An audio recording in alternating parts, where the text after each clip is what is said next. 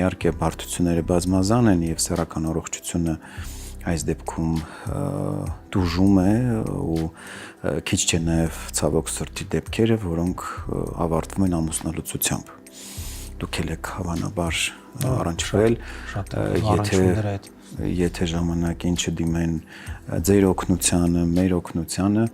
զույգը ցավոք շատ դեպքերում կորցնելով ներդաշնակությունը արդեն ամուսնալուծվում է։ Քիչ չեն նաև այն դեպքերը, որ հանգեցնում են անպտղության, որովհետև ապացուցված է, որ ալկոհոլի չարաշահումը հանգեցնում է սերմնահեղուկի, որակական ու քանակական ցուցանիշների վատացման։ Ցավոք պիտի նշեմ, որ կանանց